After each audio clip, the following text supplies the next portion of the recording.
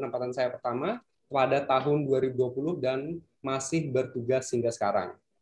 Baik, mengenai alat bukti, mula-mula saya akan menceritakan mengenai riwayat mengenai kisah baju zirah Khalifah Ali. Karena menurut saya kisah ini merupakan analogi bagaimana suatu hukum pembuktian ini bisa berlaku agar lebih mudah dipahami. Jadi ceritanya Khalifah Ali ketika pernah kehilangan baju. Dia menemui bahwa baju zirahnya itu yang dipakainya ketika perang itu dijual di pasar dengan harga yang tinggi. Ketika ketahuan oleh Khalifah Ali, ditanyailah oleh si penjual itu, saudara dapat dari mana baju zirah? Karena itu adalah punya saya. Nah, ketika akhirnya perkara ini jadi sengketa dan dibawa ke hakim di pengadilan ketika pada waktu itu. Nah, Khalifah Ali dari sini kan dia mendalilkan dirinya anggaplah sebagai penggugat yang menyatakan bahwa dia adalah pemilik dari baju zirah. Ketika dia ditanya oleh hakim, apa bukti yang dia ajukan? Dia mengajukan dua orang saksi, yaitu adalah anaknya sendiri dan seorang budak.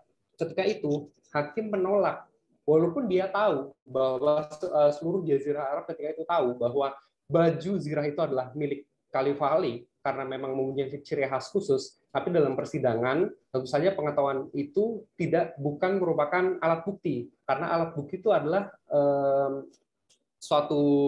segala sesuatu yang ditentukan oleh undang-undang untuk mendalilkan suatu kebenaran gitu. Jadi ketika Khalifah Ali mengajukan bukti berupa saksi anaknya dan seorang budak, hakim menolak dua bukti tersebut karena ketika itu kesaksian seorang anak dan seorang budak itu tidak dapat diterima karena pasti akan memihak kepada ayahnya atau kepada tuannya.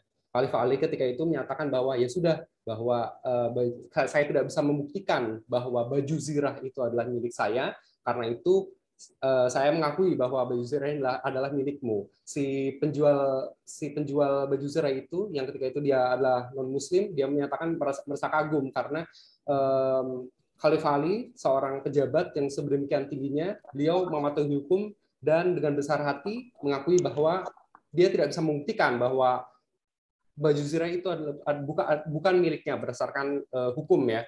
Nah, ternyata karena dia merasa bersalah, akhirnya si penjual itu menyatakan bahwa memang ini bukan baju zirah saya, tapi sebenarnya itu adalah saya temukan di jalan. Nah, demikian adalah sedikit ilustrasi mengenai bagaimana hukum pembuktian pernah terjadi pada zaman Khalifah Ali. Nah, bicara mengenai hukum pembuktian, ini ada beberapa definisi mengenai hukum pembuktian.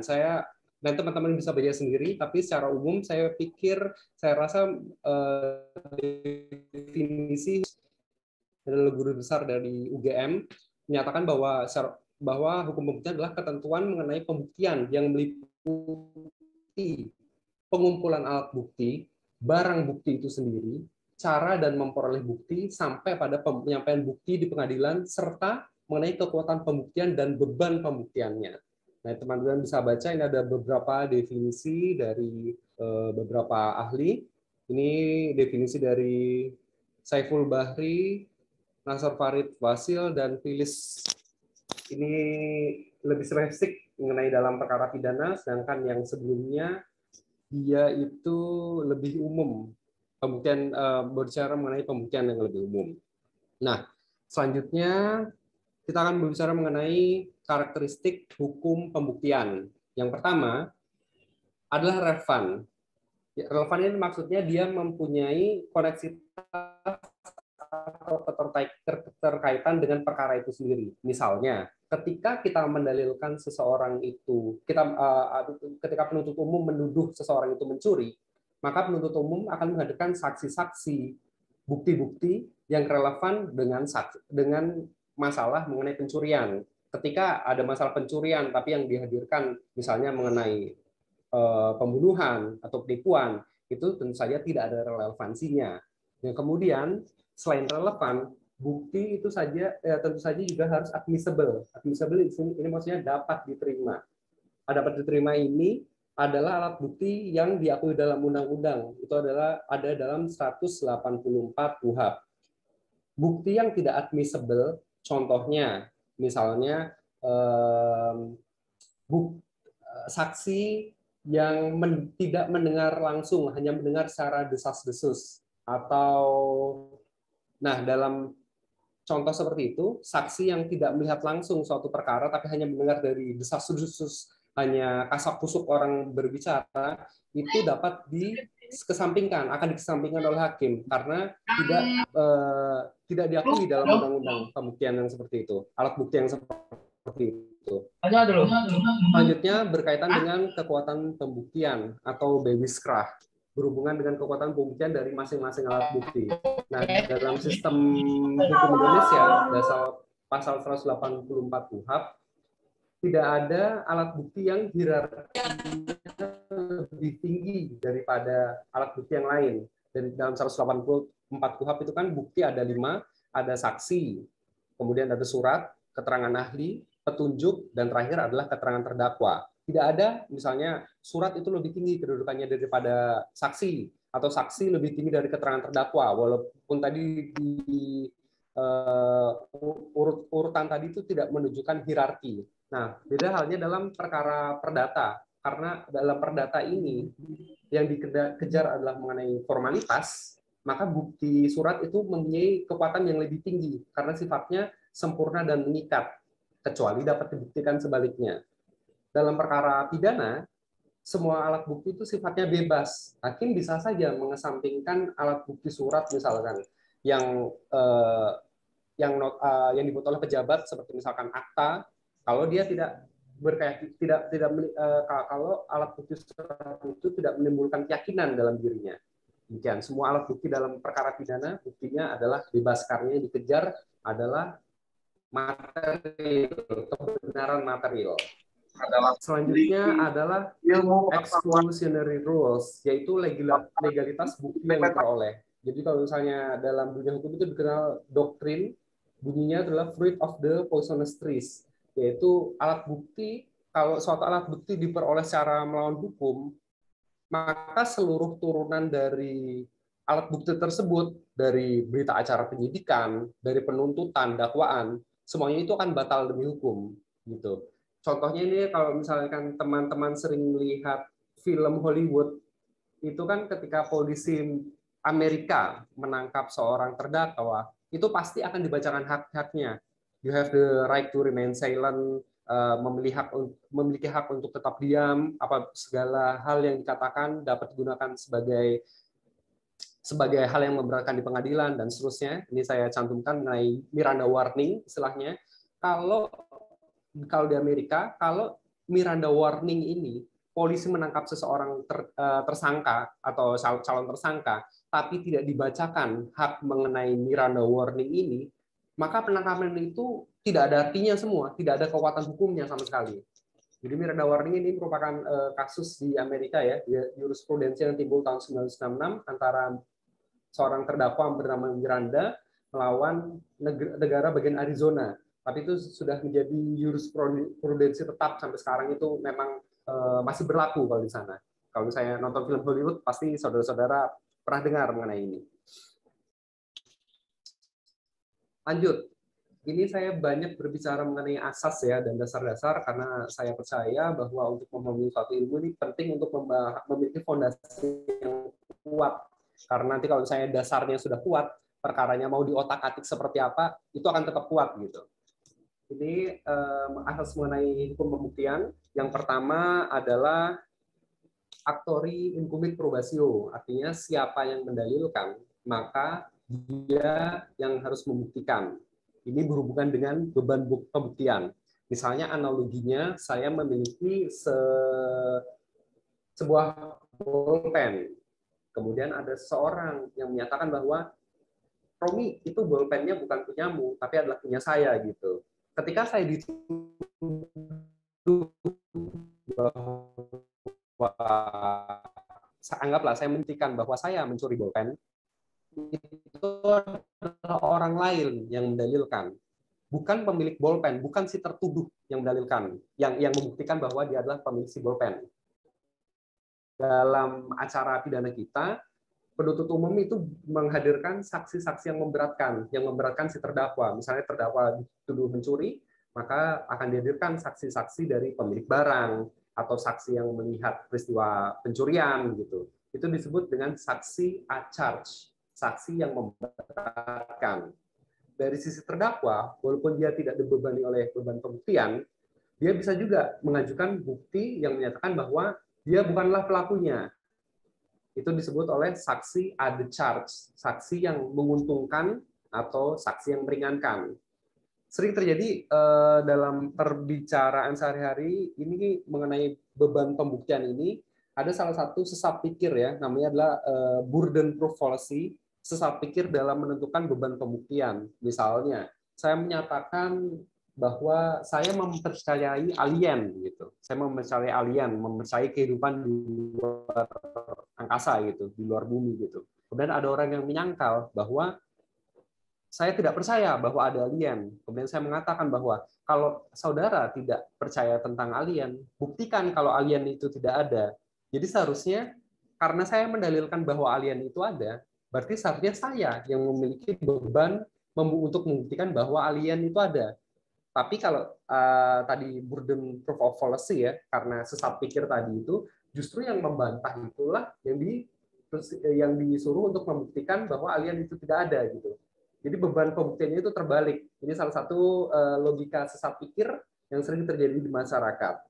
Misalnya dalam perkara narkotika, misalkan mengenai handphone. Mengenai handphone, beberapa kali perkara yang saya tangani itu penuntut umum ketika ada handphone yang disita, karena handphone ini kan harus ditentukan di statusnya apakah dirampas atau dikembalikan.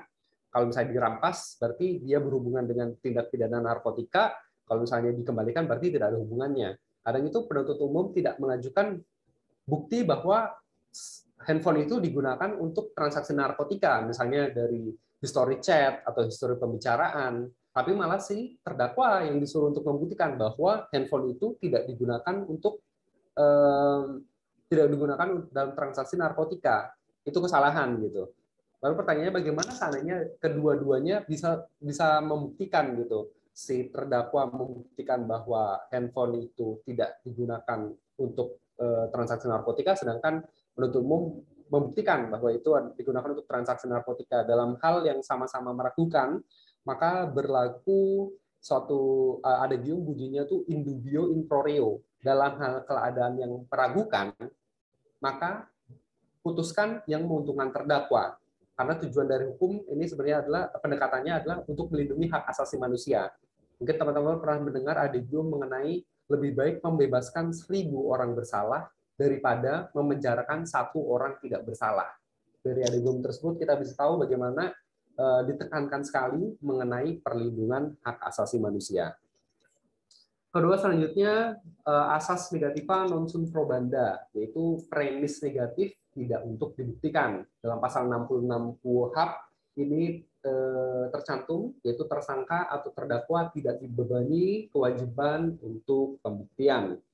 Karena dalam dunia nyata akan sulit untuk membuktikan premis yang sifatnya negatif, yang sifatnya tidak gitu. Misalnya, bagaimana membuktikan seseorang itu tidak mencuri, tidak memukul, tidak menipu? Kan sulit terdakwa untuk membuktikan premis-premis seperti itu. Jadi sebagai perwujudan asas ini, maka penuntut umum lah yang seharusnya diberi beban pembuktian untuk membuktikan bahwa terdakwa bersalah, bahwa dia telah mencuri, telah memukul, telah menipu, dan seterusnya. Pertanyaannya, apakah dalam sistem hukum kita selalu menganut asas pembuktian premis negatif seperti ini? Ternyata tidak selalu. Karena dalam perkara TPPU, perkara pencucian uang, maka berlaku asas pembuktian terbalik, gitu. Kembalikan beban pembuktian. Nah, kembalikan ke beban pembuktian ini, beban pembuktiannya itu pada terdakwa. Misalnya, penuntut umum menyatakan bahwa aset sebesar 100 miliar ini itu diperoleh itu adalah aset tidak wajar yang dimiliki oleh seorang PNS misalkan. Maka si PNS, si tertuduh itu, si terdakwa itu, dia wajib membuktikan bahwa 100 miliar itu memang diperolehnya secara sah gitu. Jadi, tapi bukan serta-merta si penuntut umum tuh sewenang-wenang untuk menuduh seseorang itu bersalah bahwa dia melakukan pencucian uang. Dari penuntut umum tuh harus memiliki juga bukti permulaan untuk menetapkan seorang tersangka, kan tetap dibutuhkan 2 alat bukti. Tapi mengenai yang lebih mengetahui apakah uang 100 miliar itu diperoleh secara sah atau tidak, tentu saja pada terdakwa. Jadi dalam pencucian uang itu berlaku asas pembuktian terbalik. Ini selanjutnya ada Noter Feiten, ini mengenai fakta-fakta yang tidak perlu dibuktikan. Contohnya mengenai bahwa malam itu gelap, itu tidak perlu dibuktikan. Bahwa kalau hujan itu basah. Ini berhubungan juga dengan misalnya pasal 363 mengenai pencurian dengan pemberatan. Karena salah satu pencurian dengan pemberatan itu kan pencurian yang dilakukan ketika terjadi bencana. Misalnya terjadi bencana seperti tsunami Aceh misalkan 2004, apa bencana di Jogja gitu. Penuntut umum tetap membuktikan mengenai pasal 362-nya mengenai mengambil sebagian atau seluruhnya barang milik orang lain, tapi mengenai bencananya itu sudah dianggap notor feiten. Semua orang sudah tahu mengenai fakta itu, jadi tidak perlu dibuktikan. Lanjut ke asas berikutnya adalah due process of law, yaitu menekankan pada hak asasi manusia, prosedur hukum acara, dan praduga tak bersalah. Jadi dalam teori hukum ya ada 2 pendekatan dalam hukum acara yang dikenakan oleh Herbert L. Packer, yaitu mengenai due process of law, dan antitesisnya adalah crime control model. Nah, due process of law ini menekankan pada perlindungan hak asasi manusia, sedangkan crime control model ini menekankan pada efisiensi pemidanaan gitu. Jadi prioritasnya agak berbeda. Lalu di manakah Indonesia? Pada faktanya tidak ada, dalam teori memang bisa dipisahkan seperti itu ya, tapi kalau misalnya dalam dunia nyata tidak ada negara yang betul-betul menganut salah satu due process of law murni atau crime control murni, itu tidak ada. Itu pasti campuran. Ada masing-masing unsur yang diambil dari kedua pendekatan tersebut. Selanjutnya adalah presumption of innocence, yaitu praduga tidak bersalah. Angka 3 huruf C, penjelasan umum kuhap menjelaskan bahwa seseorang wajib dianggap tidak bersalah sampai adanya putusan pengadilan yang menyatakan kesalahannya dan memperoleh kekuatan hukum tetap. Jadi seorang dianggap, walaupun seorang sudah jadi terdakwa nih, sudah diperiksa di sidang nih, dia wajib dianggap tidak bersalah dulu sebelum nanti hakim membacakan vonis dia bersalah atau tidak. Setelah hakim membacakan vonis itu pun masih ada upaya hukum dari si terdakwa untuk mengajukan upaya banding, upaya hukum kasasi gitu. Jadi seseorang wajib dianggap tidak bersalah itu ditunggu hingga pengadilan tingkat akhir atau hingga tidak ada upaya hukum lain yang bisa kira-kira mengubah status bersalah menjadi tidak bersalah atau tidak bersalah menjadi bersalah gitu. Ini kalau misalnya menurut Pak Mahfud MD, asas praduga tak bersalah ini adalah miliknya hakim. Karena kalau penegak hukum seperti kejaksaan atau kepolisian itu pakainya praduga tak bersalah, maka tidak akan ada penyidikan dong, atau tidak akan sulit menetapkan orang sebagai tersangka karena siapa orang nanti dianggap dia tidak bersalah gitu. Jadi kalau misalnya penegak hukum itu malah kebalikannya dari praduga tak bersalah, malah lanjut kemudian adalah nemotestis Indonis in propria causa, yaitu tak seorang pun dapat menjadi saksi dalam perkaranya sendiri. Karena logikanya kalau seseorang terdakwa atau seorang yang berkepentingan, dia menjadi saksi dalam perkaranya sendiri, dia tentu saja memiliki kepentingan di situ, dan keterangan yang diberikan kalau dia ditempatkan sebagai saksi tentu saja akan menguntungkan dirinya sendiri. Nah, lalu bagaimana kalau ini contoh konkretnya itu dalam perkara perdata. Dalam perkara perdata itu pihak penggugat, tergugat maupun turut tergugat itu dia tidak boleh menjadi saksi dalam perkaranya sendiri. Dia bisa menghadirkan orang lain untuk bersaksi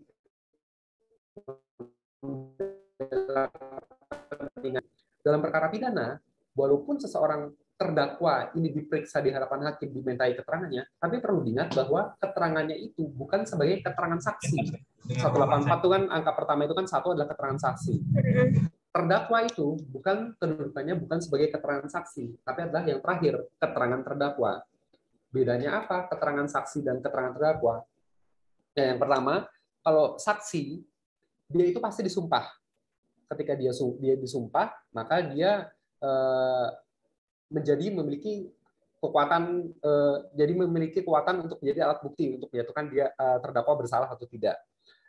Sedangkan kalau si terdakwa ketika dia memberikan keterangan, dia tidak disumpah. Jadi tadi saksi disumpah, sedangkan keterangan terdakwa tidak disumpah. Kemudian yang kedua ini adalah mengenai hak ingkar. Kalau saksi berbohong, maka dia bisa dikenakan memberikan sumpah palsu. Dia bisa dituntut dengan sumpah palsu oleh hakim kalau misalnya sudah kalau dia berbohong. Sedangkan bagi terdakwa, dia berbohong pun seperti apapun, itu dia tidak akan bisa dituntut oleh sumpah palsu karena merupakan nature-nya manusia, merupakan basicnya manusia itu untuk melindungi dirinya sendiri. Jadi itu tadi ya perbedaan antara keterangan saksi dan keterangan terdakwa. Keterangan saksi disumpah, sedangkan keterangan terdakwa tidak. Dan yang kedua adalah keterangan saksi, dia kalau berbohong bisa dituntut dengan sumpah palsu, sedangkan terdakwa tidak dapat dituntut dengan sumpah palsu. Lanjut dengan masa selanjutnya adalah audi et alteram partem, yaitu hakim wajib mendengar dari kedua belah pihak. Misalkan dari suatu, ini kalau saya itu sering ketika membaca gugatan dari penggugat itu, kalau membaca sekilas ya dari penggugat itu, seakan-akan sering tuh dalilnya tuh, oh ini bener nih kayaknya penggugat bener nih, bahwa tanah itu adalah milik dia, atau peristiwa hukum lain itu kayaknya penggugat tuh benar gitu. Tapi karena itulah audi alteram partem ini berlaku gitu. Hakim tidak boleh hanya mendengarkan dari pihak penggugat, tapi wajib juga dari pihak tergugat gitu. Ternyata ketika dari pihak tergugat dinyatakan bahwa wah tanah itu ternyata dibelinya dari siapa gitu, atau itu adalah memperoleh waris dari siapa. Nanti fakta yang sebenarnya baru dibuktikan di persidangan. Ini begitu juga kalau misalnya dalam pidana, kalau misalkan seorang dalam surat dakwaan, hakim membaca surat dakwaan, tapi itu saja juga mempertimbangkan keberatan-keberatan atau pledoi yang diajukan oleh si terdakwa, juga dengan saksi-saksi yang dihadirkan oleh kedua belah pihak. Asas selanjutnya adalah beyond reasonable doubt, yaitu tanpa keraguan yang beralasan. Tanpa keraguan yang beralasan ini maksudnya dalam menjatuhkan putusan, maka hakim itu wajib benar-benar yakin kalau misalkan si terdakwa itu bersalah gitu. Kalau misalkan ada keyakinan keraguan-keraguan yang tidak beralasan, misalnya begini, misalnya A dituduh bahwa dia telah mencuri gitu. Kemudian A menyatakan bahwa wah saya mencuri itu karena kesurupan Pak misalkan. Hakim bisa saja mengesampingkan alasan bahwa si A itu kesurupan karena keraguan seperti itu tidak beralasan gitu. Keraguan itu tidak masuk akal lah gitu. Tapi misalnya ketika A mendalilkan bahwa saya mencuri karena menderita kleptomania misalkan. Kelainan suka mencuri mutil barang-barang kecil untuk kepuasannya pribadi, itu keraguan yang masuk akal. Tapi apakah nanti si terdakwa itu memang menderita kleptomania atau tidak, tentu saja dibuktikan dengan surat atau keterangan ahli lain gitu. Selanjutnya ini adalah salah satu asas paling terkenal ya kalau misalnya dalam hukum, dan mahasiswa hukum pasti tahu, yaitu asas legalitas. Nullum delictum nulla poena sine previa legi ponali. Nulla poena nih seharusnya. Yaitu tidak seorang pun dapat dipidana tanpa sebelumnya terdapat aturan hukumnya. Ini kadang-kadang dilematis ya mengenai asas legalitas ini, karena kadang dia dianggap untuk menyampingkan fakta material yang berhubungan dengan keadaan nyatanya seperti apa. Jadi dulu kan ceritanya kan raja itu dianggap sebagai hukum gitu. Bahkan Raja Louis dari Prancis dia menyatakan bahwa l'état c'est moi, raja adalah negara gitu. Jadi mengenai hukum, mengenai kekuasaan eksekutif, legislatif, yudikatif itu semuanya digantungkan pada seorang raja itu. Raja bisa semau-maunya apa yang dia lakukan. Nah, legalitas bertujuan untuk melindungi hak asasi manusia, hak-hak rakyatnya itu dari kekuasaan yang sewenang-wenang yang dimiliki oleh raja atau negara. Misalnya, ketika zaman dulu ada peristiwa pencurian yang dilakukan, kita mundur ribuan tahun sebelumnya, misalnya ketika zaman kerajaan, ada orang yang mencuri, maka terserah rajanya si pencuri ini mau diapakan gitu. Tapi zaman sekarang, di era modern, mengenai pencurian ini sendiri, untuk menyatakan seorang apakah dia pencuri dan wajib dihukum, maka harus ada aturannya dulu yang menyatakan bahwa apa definisi dulu nih, apa definisi dari pencurian. Misalnya pencurian adalah mengambil sebagian atau seluruhnya barang milik orang lain secara melawan hukum. Seluruh unsur-unsur itu harus terpenuhi dahulu, harus dipenuhi dahulu untuk menyatakan si terdakwa bersalah. Misalkan terdakwa mengambil barang milik orang lain, tapi orang lain itu adalah istrinya dan tidak ada pemisahan harta bersama gitu.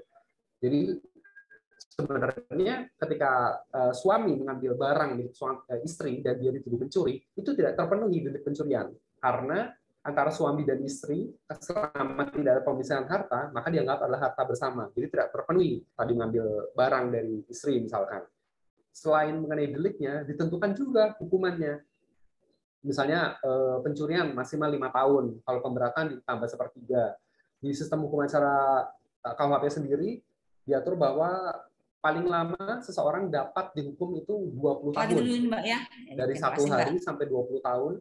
Kemudian ada juga hukuman seumur hidup dan hukuman mati. Sering dalam masyarakat ini mendefinisikan mengenai hukuman seumur hidup adalah dia dihukum seumur hidup sesuai dengan umurnya. Misalnya, dia dipidana ketika berumur 25 tahun. Ada pandangan yang menyatakan bahwa kalau dia umurnya 25 tahun, berarti kalau dia dihukum seumur hidup, berarti dia dihukum selama 25 tahun. Itu adalah pandangan yang keliru ya. Dihukum seumur hidup artinya dihukum sampai meninggal, terlepas berapapun umurnya. Dia ketangkap umur 25 tahun, dia sampai meninggal, dia di pidananya, di penjaranya. Demikian. Tapi masalahnya mengenai asas legalitas ini kadang sering bertabrakan dengan perkembangan peristiwa material yang terlampau cepat, apalagi di tengah era internet ini. Ada kejahatan antar negara, jaringan global, kemajuan teknologi, uang kripto, metaverse, pinjaman online, dan lain-lain. Atau hal-hal baru itu pasti tidak dapat dikejar oleh undang-undang, karena proses legislasi di DPR hingga menjadi undang-undang ini seperti undang-undang sistem perlindungan anak ya, ini sistem pemidanaan anak itu bisa sampai 10 tahun dia menjadi dari draft hingga berlaku sebagai undang-undang. Nah, kalau misal maka dari itu berlaku adegium, bunyinya itu head tracking after the patent an, bahwa suatu hukum itu pasti selalu tertinggal dari peristiwa materialnya. Hukum itu selalu tertinggal dengan materialnya. Artinya hukum itu dia sifatnya bukan preventif, tapi harusnya kuratif gitu. Ada kejadiannya dulu, baru dibuat aturannya. Ada kejadian, baru dibuat aturannya. Contoh yang bisa saya kemukakan adalah mengenai peristiwa bom Bali tahun 2002, Ambrosi dan kawan-kawan. Ketika bom Bali itu meledak tahun 2022, itu sama sekali tidak ada peraturan perundang-undangan kita yang mengatur mengenai pidana terorisme. Lalu solusinya ketika itu pemerintahnya Pak SBY, dia menerbitkan perpu atau PP ya, saya lupa ya, perpu atau PP itu untuk mengatur masalah mengenai terorisme dan kemudian dinaikkan menjadi sebuah undang-undang. Akhirnya Ambrosi dan kawan-kawan bisalah dipidana berdasarkan PP undang-undang mengenai terorisme itu. Artinya undang-undang keluar setelah ada peristiwa terorisme. Nah, menariknya ketika kemudian ada yang mengajukan judicial review ke MK mengenai undang-undang terorisme itu, oleh MK dibatalkan. Artinya undang-undang yang telah digunakan untuk memidana mati Ambrosi itu malah dibatalkan oleh MK. Ada yang berpendapat ketika belum dipidana, itu yang ada yang berpendapat bahwa dengan putusan MK ini bisa diajukan peninjauan kembali ke Mahkamah Agung untuk menyatakan mereka bebas atau diringankan lah. Itu. Tapi pada akhirnya oleh Mahkamah Agung itu ditolak karena dianggap retroaktif gitu, karena berlaku surut gitu. Lanjut, selanjutnya adalah ini mengenai parameter pembuktian. Yang pertama adalah Bewes teori. Ada 4 teori pembuktian yang berlaku ya. Yang pertama adalah conviction in time, yaitu keyakinan semata. Ini jadi tidak perlu ada alat bukti. Yang penting kalau dari dalil-dalil yang dikemukakan seseorang yakin bahwa dia bersalah, maka ya sudah, tanpa alat bukti bisa menyatakan seorang bersalah. Alat bukti sudah ditentukan. Ini berlaku dalam sistem juri di Amerika, contohnya di Amerika dan di Prancis dalam pidana-pidana tertentu. Ini kalau di bukunya Wirjono Prodjudikoro, dia berpendapat bahwa di pengadilan distrik atau kabupaten di Indonesia zaman dulu itu ada banyak yang masih memutus menggunakan medium dukun karena keterbatasan ilmu saintis ya mengenai untuk melacak penjahat gitu. Kalau misalnya zaman sekarang kan sudah ada DNA, sudah ada sidik jari, rambut pun bisa dilacak siapa pemiliknya. Tapi zaman dulu itu pernah ada menggunakan medium dukun kalau untuk mencari untuk membuktikan apakah seorang bersalah atau tidak. Ya ini karena murni keyakinan semata, tidak ada alat bukti yang ditentukan oleh undang-undang. Selanjutnya adalah conviction in raisonne, yaitu ini sama dengan keyakinan yang tadi di awal, tapi paling tidak dia itu disertai dengan alasan yang logis. Alat buktinya tidak ditentukan apa, tapi paling tidak kali ini sudah agak mendingan lah sama dengan conviction in time tadi itu, karena dia masih ada uraian dari hakim alasannya itu apa gitu untuk menyatukan seorang bersalah atau bebas. Selanjutnya adalah teori pembuktian positif, adalah positif based teori ya, kebenaran formil sesuai undang-undang. Jadi kalau misalnya dalam teori pembuktian positif yang dikejar adalah kebenaran formilnya. Ini berlaku dalam perkara perdata yang menggunakan HIR atau RBG dan Kitab Undang-Undang Hukum Acara Perdata BW. Nah kalau misalnya pendapatnya, dalam teori pembuktian positif ini berbeda dengan sistem conviction tadi, karena dalam hal ini kebenaran material itu tidak penting. Yang penting adalah kebenaran formilnya sesuai dengan undang-undang. Makanya kalau misalnya dalam perdata itu yang dikejar adalah alat bukti yang utama itu adalah surat gitu. Nah,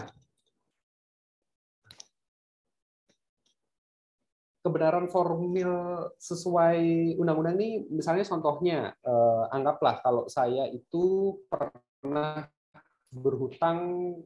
saya berhutang kepada teman saya sebesar 100.000 gitu. Kemudian teman saya membuat suatu surat pernyataan hutang sama dia, ditulisnya 300.000. Karena saya buru-buru, saya tetap tanda tanganlah surat pengakuan hutang sejumlah 300.000 itu.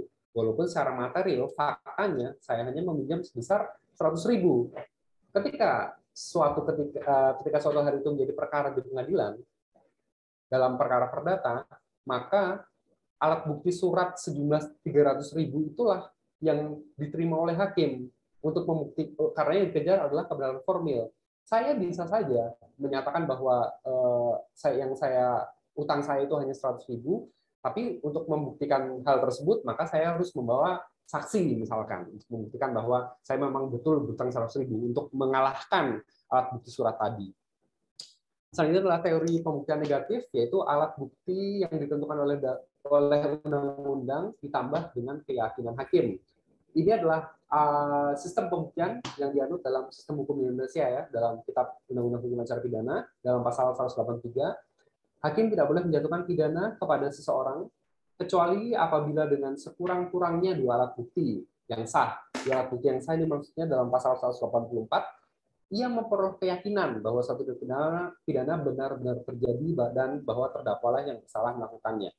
Bedanya dengan pembuktian positif tadi, walaupun hakim tidak timbul keyakinan dalam dirinya bahwa peristiwa materialnya sesuai dengan yang sesuai dalam surat, misalnya bukti surat itu menyatakan bahwa utangnya adalah 300.000, tapi si tergugat menyatakan hanya 100.000, walaupun hakim yakin ini sebenarnya kayaknya ini tergugat ya yang benar nih. Tapi dalam perkara perdata hakim terikat dengan alat bukti surat tadi itu, karena yang dikejar adalah kebenaran formil. Sedangkan kalau misalnya dalam perkara pidana, yang dikejar adalah kebenaran material. Semua alat bukti sifatnya bebas. Hakim tidak terikat dengan alat bukti.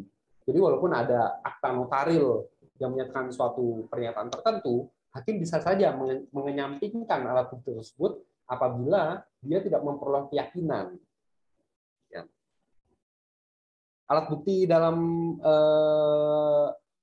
teori pembuktian positif dan negatif itu juga ditentukan secara limitatif ya dalam undang-undang.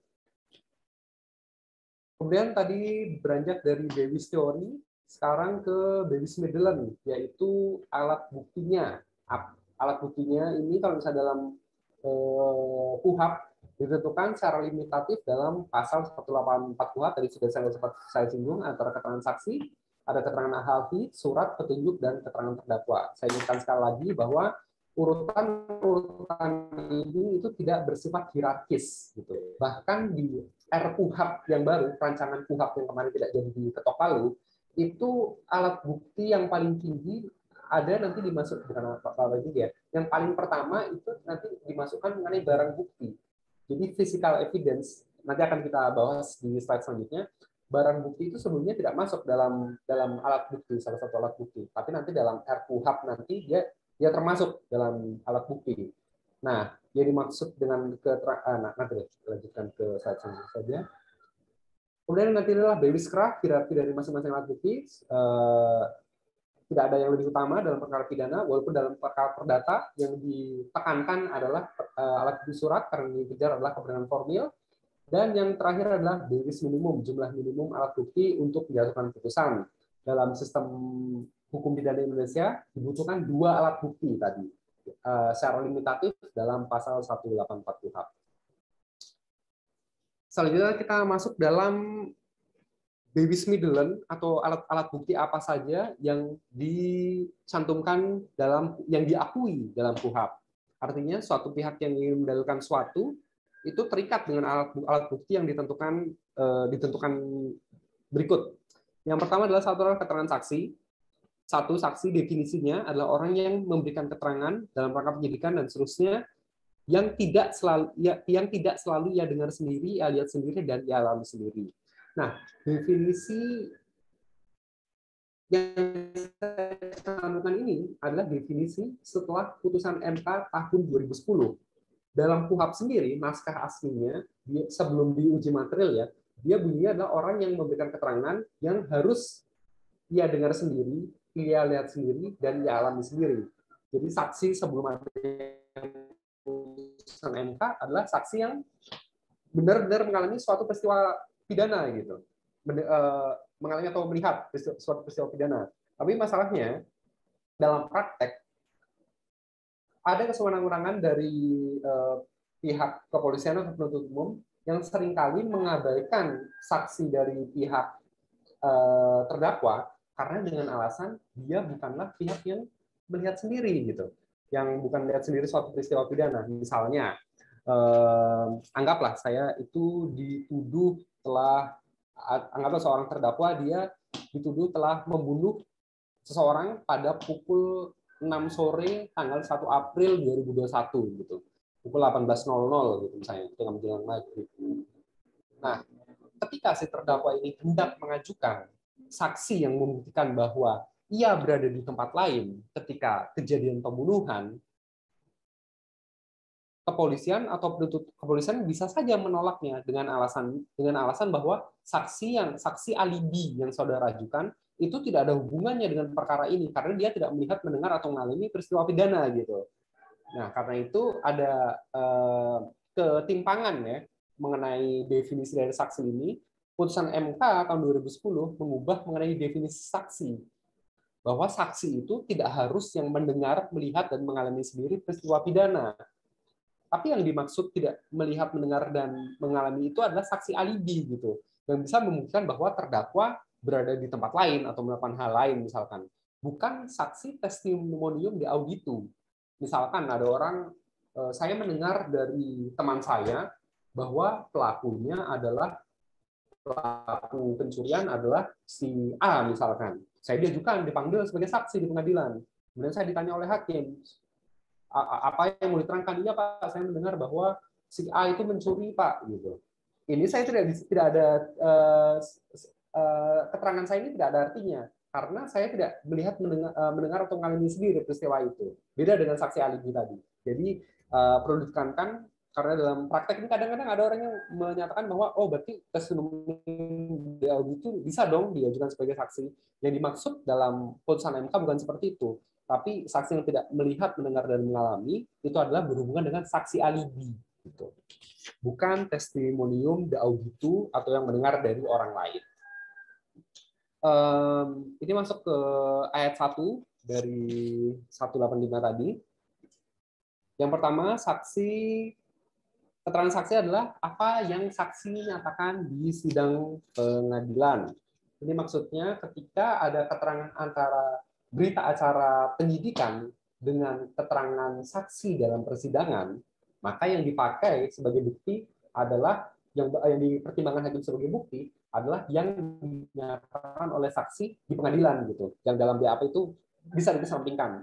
Ini ada perluasan juga mengenai apa yang di sidang pengadilan karena tidak harus dimaknai dalam ruang sidang itu sendiri, ruang fisik sidang. Karena sudah ada perma ya mengenai sidang elektronik.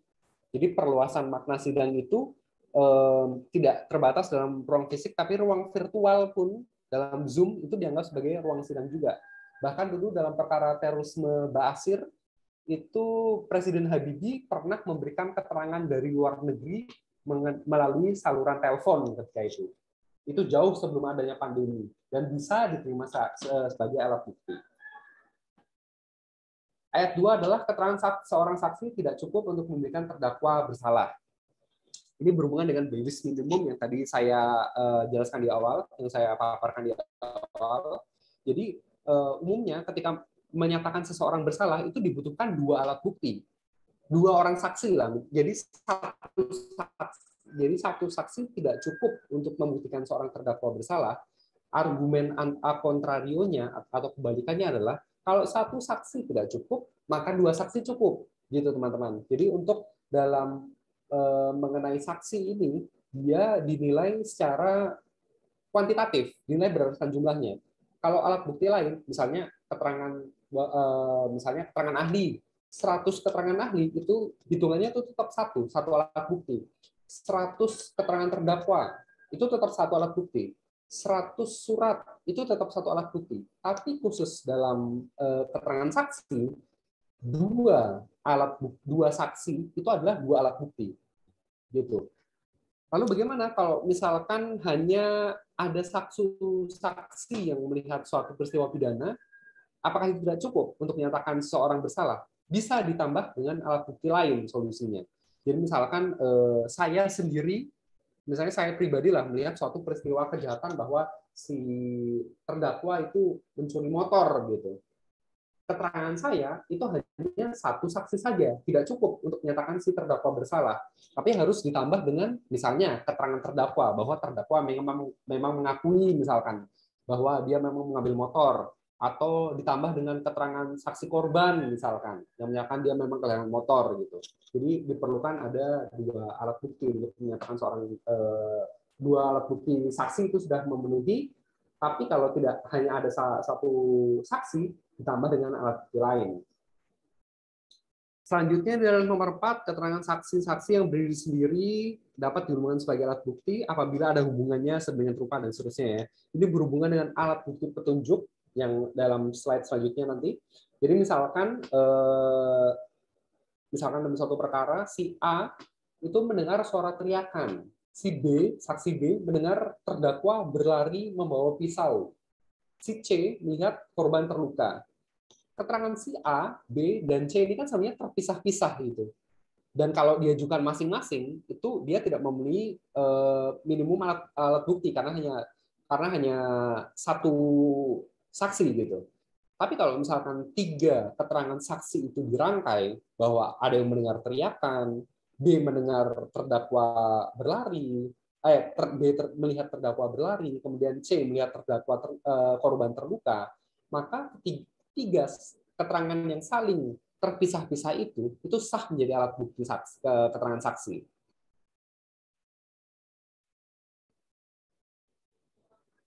Selanjutnya adalah baik pendapat maupun rekaan bukan merupakan keterangan saksi. Ini biasa dalam sidang itu saya wanti-wanti kalau misalnya saksi dalam memberikan keterangan itu yang dia didengar itu jangan memberikan pendapat. Jadi misalnya menurut saya, mungkin gitu. Kayaknya itu tidak boleh pakai klausul-klausul seperti itu.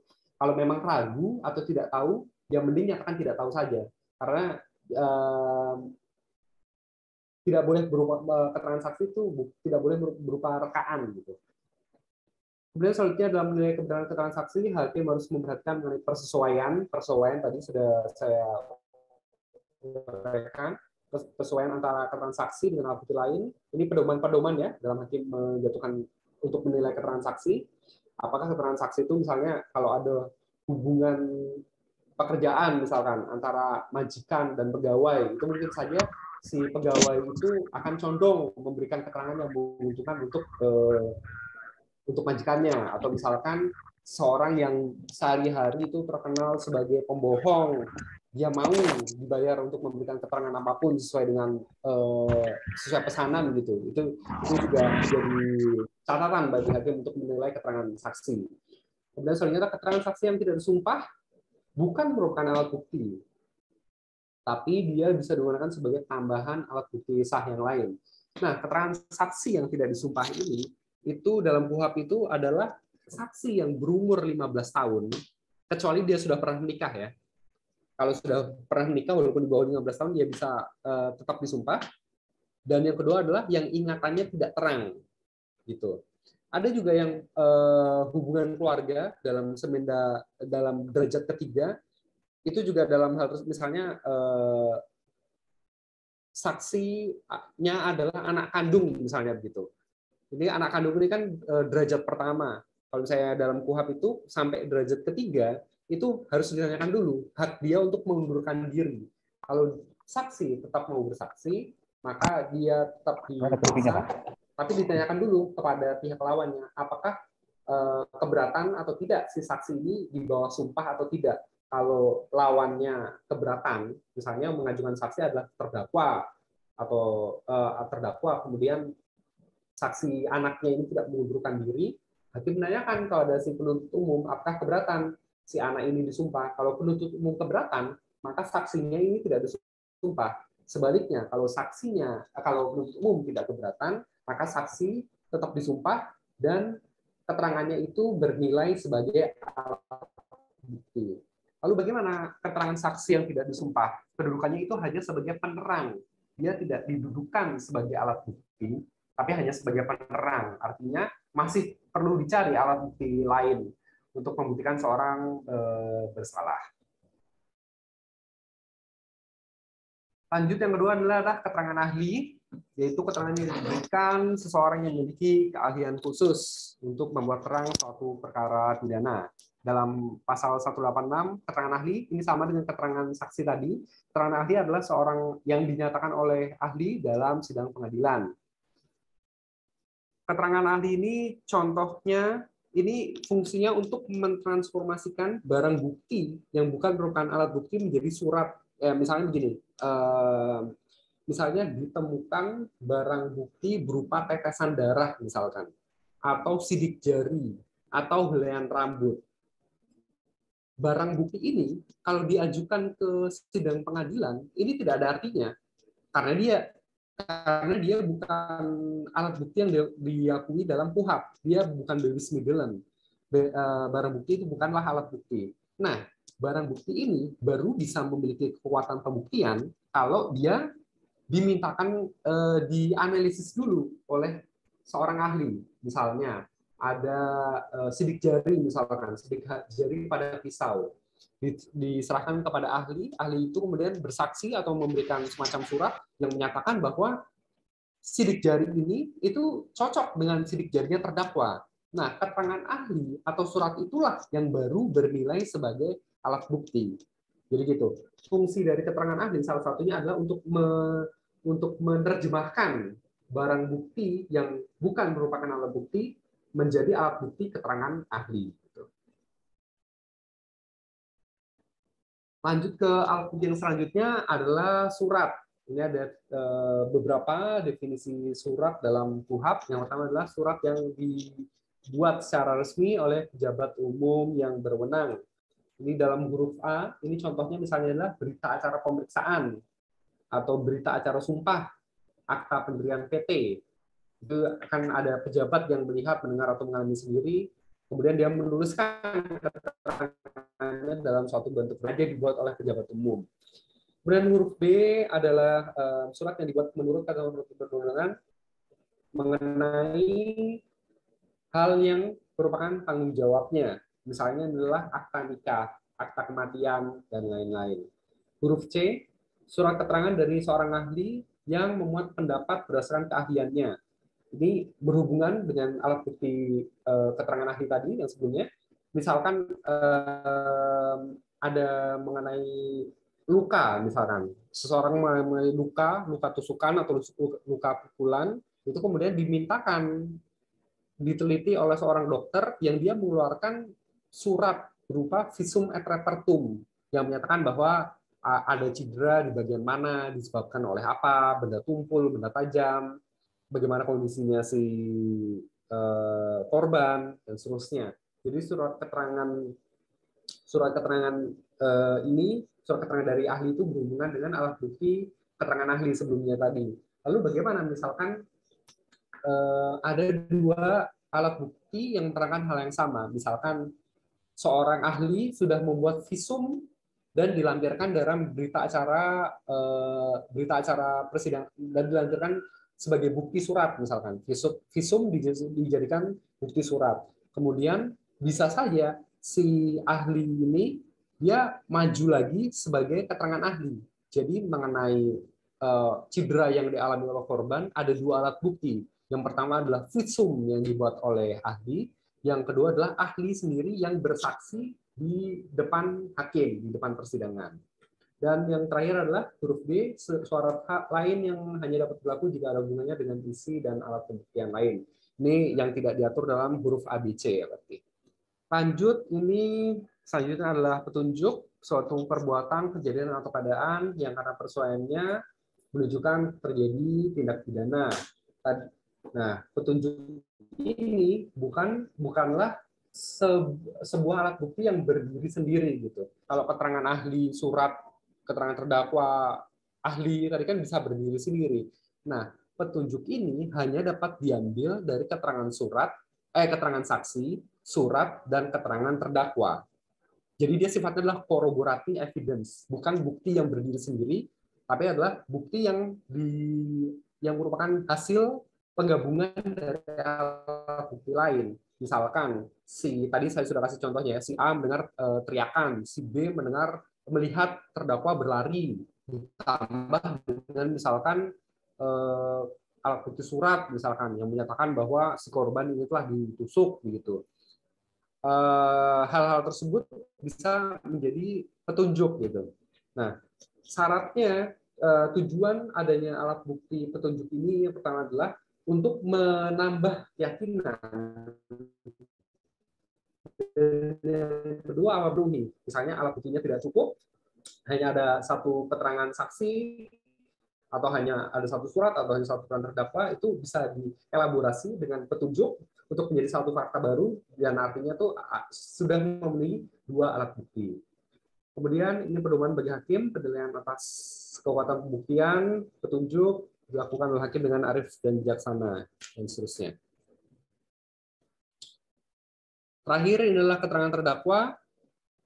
Definisinya adalah apa yang terdakwa nyatakan di persidangan yang dia ketahui sendiri dan alami sendiri. Ini ya sama dengan keterangan ahli dan keterangan saksi.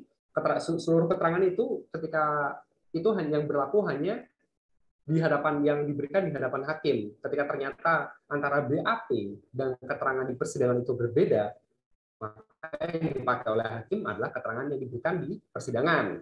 Kemudian yang kedua, keterangan terdakwa yang diberikan di luar sidang dapat digunakan untuk menemukan bukti di sidang. Jadi mungkin pada proses penyidikan ya, karena kadang kan penyidik itu di luar forum resmi itu masih punya bisa membujuk lah, bujuk terdakwa untuk gimana barang buktinya dan seterusnya gitu. Kemudian 3, keterangan terdakwa hanya dapat digunakan terhadap dirinya sendiri. Dalam hal ini, kalau misalkan dalam perkara splitsing misalnya, pemecahan berkas, misalnya ada 3 orang pencuri lah, anggap aja ada 3 orang pencuri yang mencuri suatu objek yang sama, 3 keterangan terdakwa ini di split, masing-masing berkasnya dipisahkan. Si A dituntut tersendiri, si B dituntut tersendiri, si C dituntut tersendiri. Nah, walaupun si A ini menjelaskan mengenai perkaranya si B dan C, tapi keterangannya si A itu hanya berlaku dalam perkaranya sendiri. Dia tidak bisa menjadi keterangan dalam perkara lain. Gitu. Ini berlaku dalam perkara splitsing ya, atau pemecahan berkas. Kemudian keterangan terdakwa tidak cukup untuk membuktikan bahwa ia bersalah. Harus disertai dengan zaman dulu, karena ketika masih zaman HRBG yang dikejar itulah pengakuan terdakwa. Jadi ketika terdakwa mengaku, ya sudah cukup dengan satu alat bukti itu saja untuk menyatakan seorang bersalah, ya sudah cukup gitu. Tapi zaman sekarang dengan KUHP yang menjunjung hak asasi manusia, walaupun terdakwa mengaku, tidak cukup untuk membuktikan seseorang bersalah gitu. Tetap harus dibuktikan dengan alat bukti lain. Apalagi kalau misalkan keterangan terdakwa itu pengakuannya itu diperoleh dengan cara-cara melawan hukum, misalnya dia dipukul atau disiksa gitu. Ini adalah beberapa putusan yang berkaitan dengan hukum pembuktian atau alat bukti. Yang pertama adalah putusan MK tahun 2015, ini berhubungan dengan pra-peradilan ya, bahwa yang dimaksud dengan bukti permulaan cukup, dan bukti yang cukup adalah 2 alat bukti. Nah, teman-teman, kalau penyidik maupun penuntut umum dalam penyidik lah dalam menentukan seorang menjadi tersangka, itu harus memenuhi 2 alat bukti dulu gitu. Baru seseorang bisa ditetapkan sebagai tersangka. Lalu bagaimana kalau misalkan ada pelanggaran, misalkan hanya ada 1 alat bukti atau ada 2 alat bukti tapi alat buktinya tidak sah gitu. Itu nanti bisa dipra-peradilankan, dan kalau hakimnya mengabulkan permohonan pra-peradilan dari si terdakwa, maka status terdakwanya itu bisa batal gitu dan dipulihkan hak-haknya. Jadi perlu diingat bahwa untuk menyatakan seorang bersalah itu sebagai tersangka atau terdakwa itu membutuhkan 2 alat bukti. Kemudian ini adalah putusan tahun 2016 ini bahwa informasi elektronik dan atau dokumen elektronik sebagai alat bukti. Jadi ini pengakuan ya bahwa informasi elektronik atau dokumen elektronik seperti email, chat WhatsApp misalkan, atau video itu merupakan alat bukti. Ini berkaitan dengan baby scoring. Putusan MK tahun 2016 ini diajukan oleh Setia Novanto ya. Kalau teman-teman masih ingat itu ketika beliau itu bermasalah dengan kasus perkara papa minta saham ketika itu. Papa minta saham, masalahnya ketika itu adalah bukti yang diajukan untuk akan memproses Setia Novanto itu adalah bukti rekaman yang direkam oleh temannya, oleh lawan bicaranya yang bukan seorang penegak hukum. Nah, bukti rekaman yang diperoleh secara ilegal tersebut ketika diajukan sebagai alat bukti, dia tidak memenuhi kaidah dengan baby scoring-nya karena diperoleh secara melawan hukum. Kasusnya pada akhirnya yang papa minta saham itu tidak pernah berlanjut karena minim buktinya selain rekaman tersebut. Selanjutnya ini mengenai barang bukti real evidence atau physical evidence. Mengenai barang bukti sendiri ini sebenarnya tidak ada definisi secara eksplisit ya dalam KUHP yang menyatakan bahwa barang bukti adalah bla bla bla, itu tidak ada. Tapi dalam pasal 39 ayat 1 KUHP menyatakan bahwa benda yang dapat dikenakan penyitaan itu diajukan ke persidangan sebagai barang bukti. Artinya barang bukti itu sebenarnya menurut saya tidak ada bedanya juga dengan barang sitaan. Barang sitaan sendiri ada definisinya. Yang pertama adalah benda yang seluruh atau sebagian diduga diperoleh dari tindak pidana, misalkan handphone dari hasil pencurian gitu ya. Terus huruf B, benda yang berkepentingan secara langsung untuk melakukan tindak pidana, misalkan botol untuk memukul atau pisau untuk menusuk. Kemudian benda yang dipergunakan untuk menghalang-halangi penyidikan tindak pidana yang untuk membuat penyidikan tindak pidana ini jadi sulit. Kemudian benda yang khusus dibuat atau diperuntukkan melakukan tindak pidana, misalnya kunci palsu. Itu kan kunci palsu kan tidak sembarangan dibikin, tapi hanya khusus dibuat dalam peristiwa pidana tersebut. Kemudian yang terakhir adalah benda yang mempunyai hubungan langsung dengan tindak pidana yang dilakukan. Ini kalau dalam perkara pencabulan ini misalkan dari celana korban, kerudung, bahkan kasur, itu semuanya diajukan sebagai barang bukti. Nah, ini saya ada tulisan saya di blog pribadi mengenai barang bukti. Ini ada kisahnya dalam kisah Nabi Yusuf ya.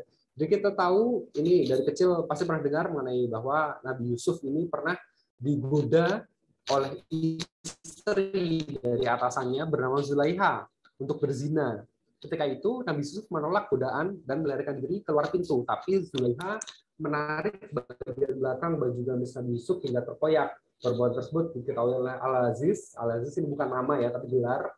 Suami Zulaiha yang tengah berdiri di depan pintu. Nah, Zulaiha kala itu menuduh bahwa Nabi Yusuf lah yang mencoba untuk memperkosa dirinya. Tapi Nabi Yusuf berkata bahwa dia yang menggoda, dia yang meraih saya gitu. Masalahnya dalam perkara mengenai kesusilaan, alat bukti itu sangat minim. Ketika itu si Al-Aziz ada salah satu keluarga dari Zulaiha berkata bahwa coba lihat baju gamisnya Yusuf. Kalau koyaknya di bagian depan, maka Zulaiha benar. Tapi kalau gamisnya koyak di bagian belakang, maka Zulaiha yang berdusta. Logikanya ketika memang Nabi Yusuf itu yang mencoba untuk memperkosa Zulaiha, tentu saja Zulaiha akan melawan dan perlawanan tersebut itu akan membekas pada baju depan bagian depan Nabi Yusuf karena mereka akan saling berhadapan-hadapan.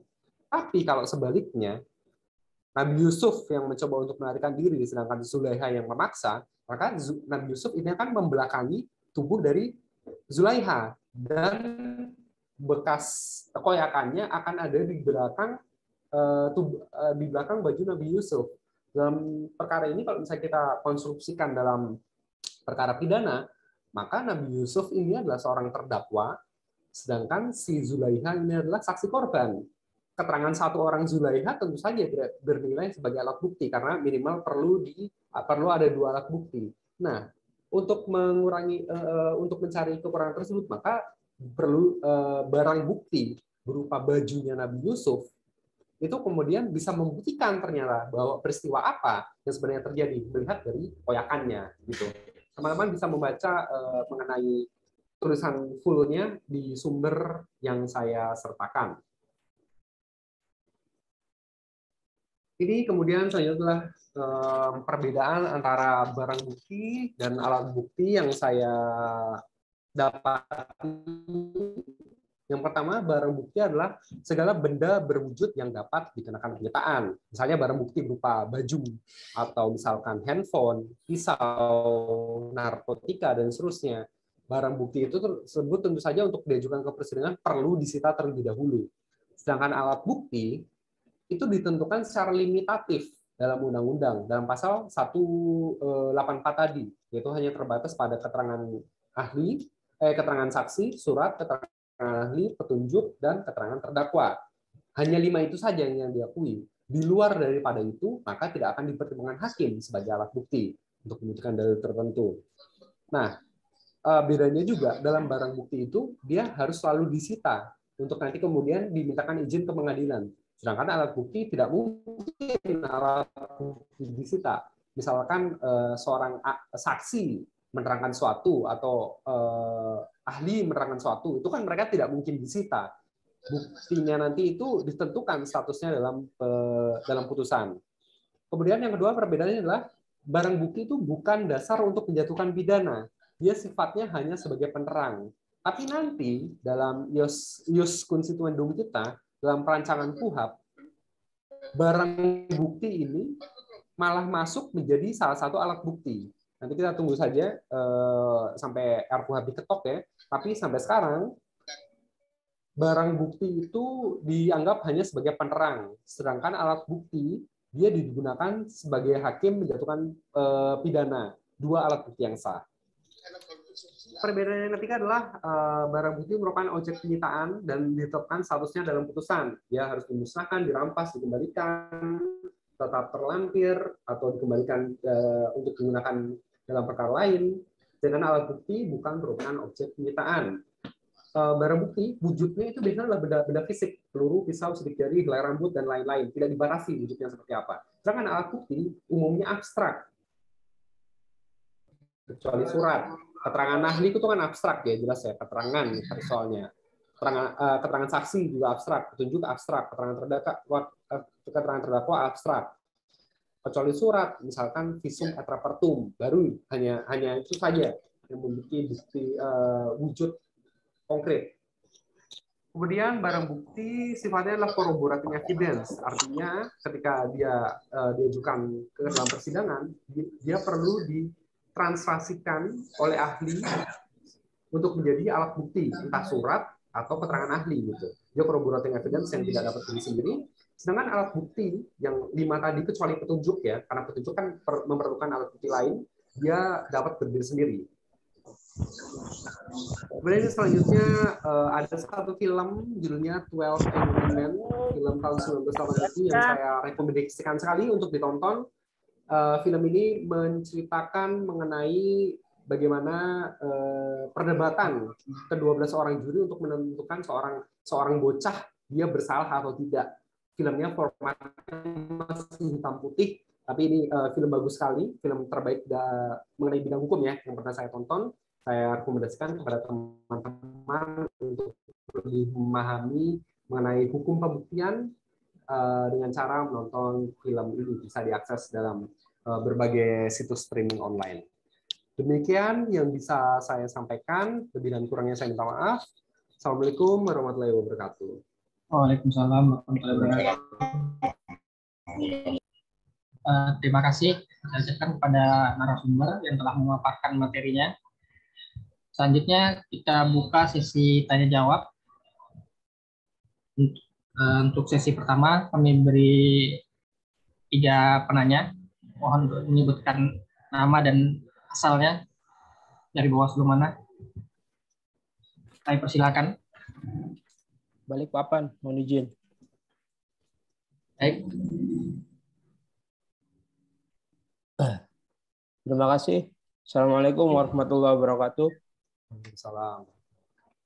Yang kami muliakan Bapak Hakim Pengadilan Negeri Kabupaten Pasir, yang terhormat pimpinan Bawaslu Provinsi, serta yang saya banggakan kawan-kawan yang hadir dalam kegiatan peningkatan kapasitas pada hari ini, baik dari Kalimantan Timur maupun dari luar Kaltim. Langsung saja ke pertanyaan Pak Hakim. Mohon izin terkait dengan saksi. Kami dalam penanganan pelanggaran pemilu atau pemilihan pilkada, itu kami sering mendapati atau sering kami disuguhkan dengan saksi-saksi yang hanya mendapatkan keterangan dari video. Misalkan satu kasus nih, ada peristiwa. Nah, si pelapor ini mengetahui peristiwa tersebut hanya melihat dari video. Gitu. Kemudian saksi-saksinya juga melihat dari video. Nah, apakah ini masuk dalam kategori saksi sebagaimana putusan MK nomor 65 atau pelapor dan para saksi yang hanya melihat dari video ini tidak masuk kategori sebagai saksi? Mohon arahan Pak Hakim. Terima kasih. Assalamualaikum warahmatullahi wabarakatuh.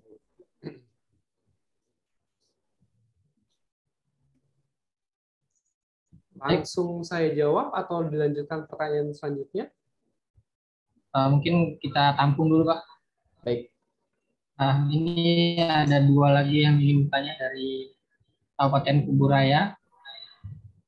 Silakan.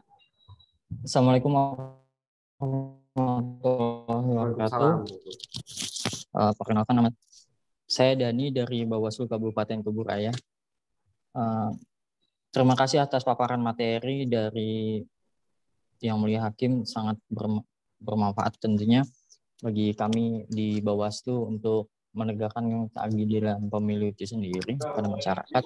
Pertanyaan saya pertama adalah, tadi sebenarnya pengen menanyakan tentang putusan MK nomor 65 tapi sudah ditanyakan. Ya, itu berkaitan dengan saksi testimoni di auditu itu sendiri kan. Bisakah diterapkan atau tidak di dalam menggali, kalau di Bawaslu itu kan investigasi, menggali keterangan saksi itu, menggali keterangan kasus itu sendiri. Nah, kedua, bagaimana sih penerapan monoistis dan dualistis dalam pertanggungjawaban pidana bagi hakim dalam setiap putusan tindak pidana itu sendiri? Nah, lebih mengedepankan mana, monoistis atau dualistisnya itu sendiri? Itu menjadi pertanyaan selama ini. Ketiga adalah bagaimana penerapan hukum progresif dalam putusan hakim, di mana hakim sendiri memiliki kebebasan filsafat hakim dalam menentukan suatu putusan. Itu bagaimana sih sudut pandang hakim dalam menerapkan hukum progresif dalam setiap putusannya? Nah, itu saja yang mungkin bisa saya tanyakan. Billahi taufiq wabil haq, fastabiqul khairat, billahi taufiq wal hidayah. Wassalamualaikum warahmatullahi wabarakatuh. Waalaikumsalam. Baik, untuk yang ketiga dari Samarinda, Bawaslu Samarinda.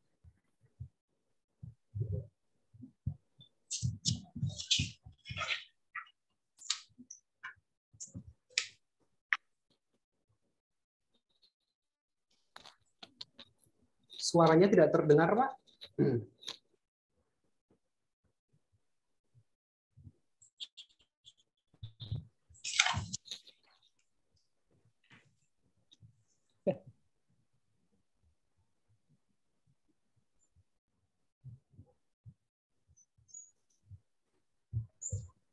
Ya.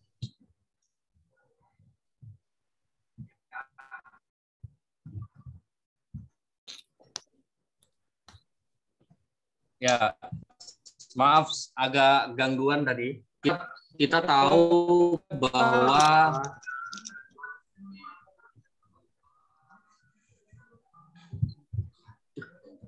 masih terdengar Yang Mulia? Masih terdengar, Pak. Oke.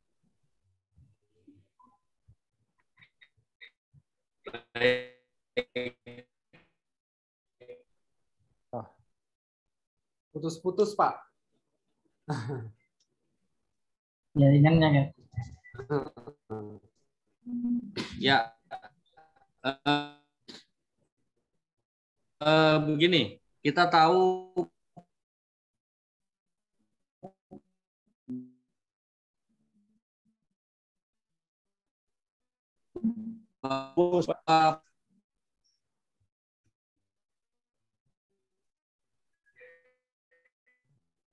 Pak Imam masih putus-putus.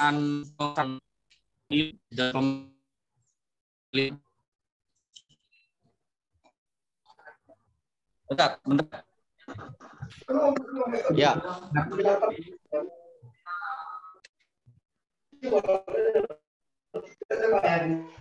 Terdengar ya, Ketua? Ya, terdengar ya? sekarang, Pak. Saya Pak.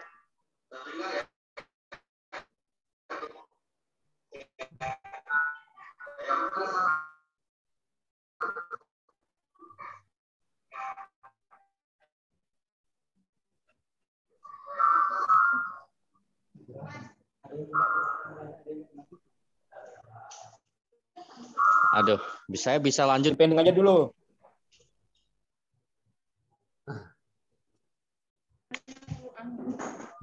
Ya, begini. Yang pertanyaan. Ya.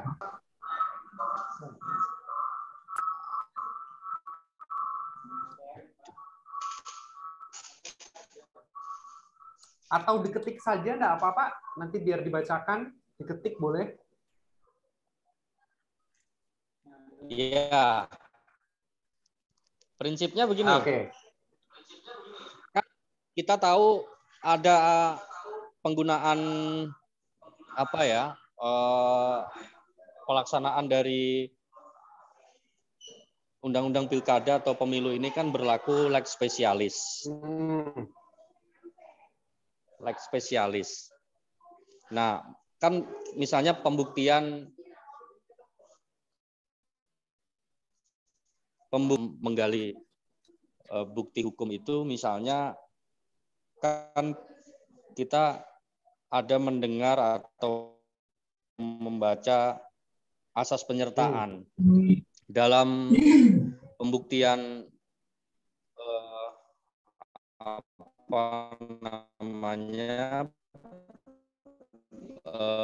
pelanggaran pidana pemilu, apakah juga orang-orang yang diduga terlibat dalam atau diduga melakukan turut serta perbuatan misalnya. Pasal 55, pasal 56 KUHP kan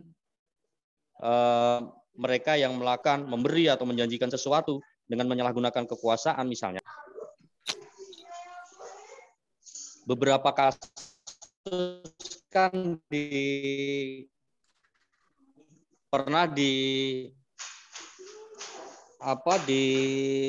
mungkin di Samarinda ya pernah membidik orang yang turut serta agak kurang support.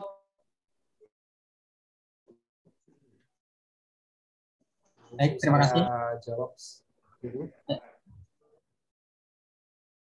Untuk pertanyaan pertama tadi, kami silakan.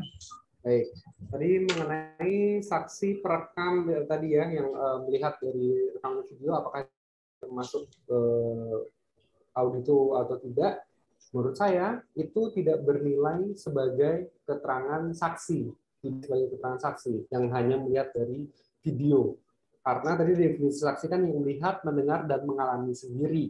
Sedangkan saksi yang mendengar dari rekaman video itu dia memperoleh pengetahuan mengenai adanya suatu tindak pidana itu bukan dari pengetahuan dan pengetahuannya sendiri, tapi melalui media video. Sedangkan media video ini kan bisa saja dimanipulasi.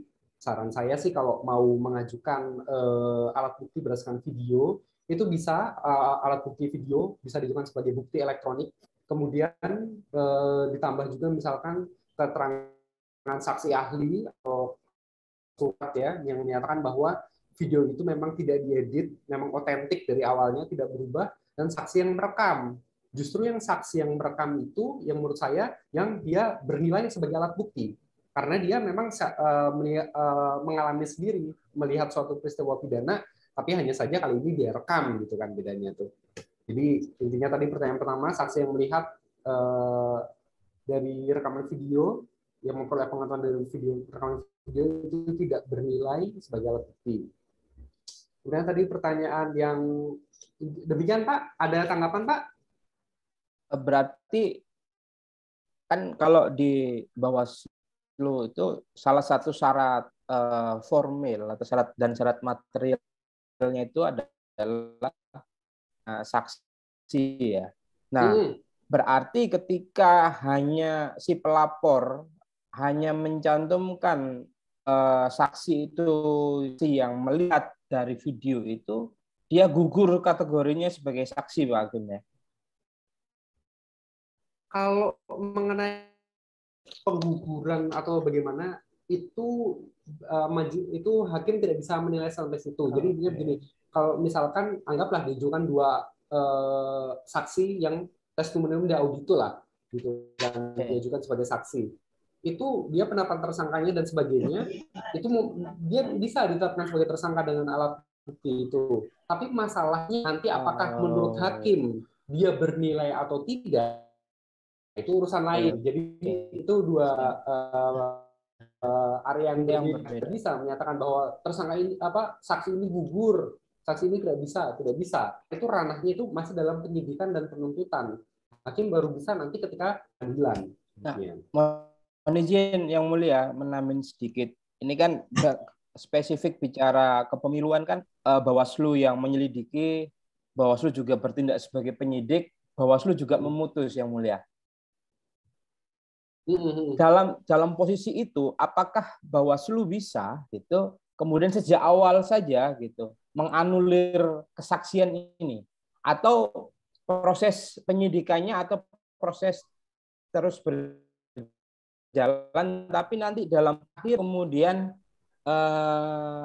kita gugurkan itu sehingga saksi ini menjadi tidak bernilai itu pada saat putusan akhir, bukan pada saat penerimaan laporan. Ya, saya kurang tahu ya bagaimana prosedur peradilan di Bawaslu. Misalnya memang itu kan berarti kan proses legislatif maupun yudikatif kan sebagai semuanya itu memang jadi satu lembaga. Kalau misalkan tadi menyatakan saksi gugur, itu dalam KUHP tidak ada keterangan seperti itu. Tapi hakim menyatakan saja bahwa alat buktinya tidak terpenuhi, 2 alat bukti, dan putusannya itu bebas. Terdakwanya ya bebas gitu, pelanggarnya bebas. Siap yang mulia. Matur nuwun. Baik. Lanjut ke pertanyaan kedua ya Pak, langsung saja tadi mengenai pertanggungjawaban pidana monistis atau dualistis. Pada intinya kan monistis itu memisahkan antara perbuatan jahat dengan pertanggungjawaban pidananya, sedangkan dualistis itu memisahkan monistis tidak memisahkan antara pertanggungan pidana dengan perbuatan, memisahkan antara pertanggungan pidana dengan perbuatan pidana. Dalam template yang kita anut sesuai dengan SKKMA, itu yang dianut adalah secara tersingkat dalam KUHP ini tidak diatur yang mengenai monistis atau dualistis, tapi kalau misalnya dalam template sesuai dengan arahan dari surat aturan internal kami, itu dia memisahkan antara perbuatan pidana dengan pertanggungjawaban pidana. Misal nih, pasal 363 mengenai pencurian misalkan terpenuhi, misalnya mengambil barang milik orang lain terpenuhi. Nah, walaupun perbuatan delik dari pencurian itu sudah terpenuhi, tapi belum tentu si terdakwa itu bisa bertanggung jawab. Misalkan ternyata diketahui nih dari terdakwa itu tidak mampu bertanggung jawab karena dia misalnya ingatannya tidak waras, misalnya dia bukan menderita schizofrenia misalkan, atau dia menderita kleptomania. Artinya dia memiliki alasan pemaaf yang memaafkan perbuatan pidananya tadi itu. Unsur pemaafnya terpenuhi, jadi kasus tadi walaupun unsur pidana terpenuhi, tapi karena dia tidak dapat dipertanggungjawabkan, maka dia jadinya bebas. Gitu. Mengenai pertanggungjawaban pidana, itu tadi yang dianut toh juga dualistis juga. Nah, tadi mengenai yang putusan yang progresif ya. Jadi kalau misalkan ini yang sedang ngetrend sekarang ini itu mengenai restoratif justice. Teman-teman mungkin tahu yang perkara ibu-ibu yang marahin suaminya karena dia mabuk pulang-pulang terus dimarahin, itu kan tekan kan, karena tekanan psikis lah katanya, karena si korbannya merasa ditekan secara psikis gitu. Itu dikomentari oleh Jaksa Agung tuh, karena jaksanya tidak memiliki kepekaan dan tidak mewujudkan proses restoratif justice. Jadi kalau misalkan tren yang sekarang berlaku itu adalah progresinya adalah mengenai putusan restoratif justice. Apa sih yang dimaksud restoratif justice? Itu adalah pengembalian keadaan seperti semula, bergeser pandangannya dibandingkan dulu. Misalkan zaman dulu, misalkan ada terdakwa yang mencuri dari si B, A mencuri dari si B. Zaman dulu walaupun barangnya sudah dikembalikan kepada si B, walaupun si B sudah minta maaf, si A itu sudah minta maaf, karena deliknya sudah terpenuhi, maka si pelaku ini harus tetap dipertanggungjawabkan, harus dia dipidana. Tapi dalam restoratif justice, karena yang ditentukan dengan keadaan seperti semula, kalau dalam pencurian seseorang itu sudah minta maaf, barangnya sudah dikembalikan, atau misalnya kan dalam penganiayaan sudah ada perdamaian, si korbannya itu sudah diganti misalkan biaya pengobatannya, maka sudah tidak perlu ada pidana lagi gitu. Tujuan pemidanaannya untuk membuat seseorang jenuh itu sudah tercapai gitu. Jadi tidak diperlukan adanya pemidanaan. Nah, masalahnya KUHP kita sekarang itu memang belum mengakomodir mengenai restoratif justice ini. Dalam RKUHP itu ditentukan bahwa penuntut umum itu bisa menghentikan perkara itu yang saya ingat itu misalnya karena orang sudah umurnya sudah tua, sudah 70 atau 60 tahun ke atas misalkan, sudah ada perdamaian, kerugiannya itu juga kecil. Dalam hal-hal seperti itu bisa dilakukan penghentian penyidikan. Gitu. Tujuannya memidanakan orang yang sudah yang tidak memenuhi asas, yang tidak memenuhi tujuan pemidanaan gitu. Malah justru ketika seorang kejahatannya minor, kejahatannya kecil, dia dipidanakan, maka justru di dalam penjara dia bisa nanti tambah rusak malah. Nah, itu kan bertentangan dengan tujuan dari pemidanaan sendiri itu sendiri. Dengan tujuan dari pemidanaan itu sendiri yang tentunya untuk sebagai proteksi ya terhadap diri si pelaku. Demikian Pak, yang bisa saya jawab mengenai pertanyaan nomor 2. Ada tanggapan Pak? Sudah cukup jelas, cuman ini Pak, terkait dengan disampaikan oleh Bapak yang bertanya nomor 1, di Bawaslu itu kan kami ada yang namanya keterpenuhan syarat material. Di situ juga terkait dengan saksi-saksi itu sendiri. Makanya ada dalam sistem Bawaslu itu kan ada pembahasan pertama, pembahasan kedua. Pembahasan pertama itu terkait dengan keterpenuhannya syarat material dan pemilih itu sendiri. Akhirnya dilakukan ini kan investigasi oleh Bawaslu. Nah, di pembahasan kedua itu penentuan apakah ini pemilu atau tidak itu sendiri. Makanya terkadang ya penerapan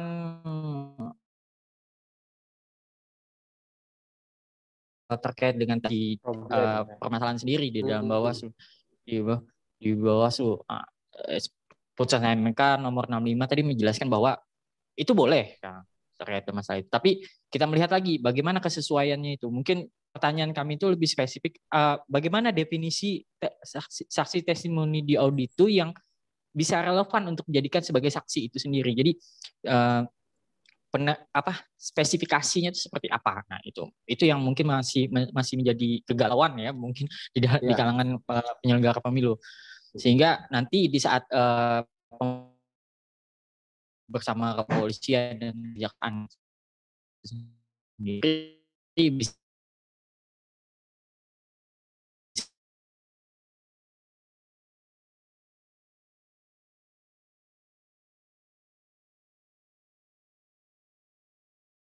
itu sendiri bagaimana sih menerapkan ini bisa kami bisa juga ya di dalam Bawaslu itu sendiri bagaimana sih penerapan hukum progresifnya, terus ada putusan MK juga yang nantinya tidak menutup kemungkinan kalau misalnya tidak dijalankan hasil dari laporan itu menjadi bumerang bagi kami karena bisa dilaporkan ke DKPP itu sendiri. Nah, itu jadi permasalahan juga. Nah, mungkin itu lebih apa ya, lebih spesifik biar kami juga nyaman terkait dengan itu.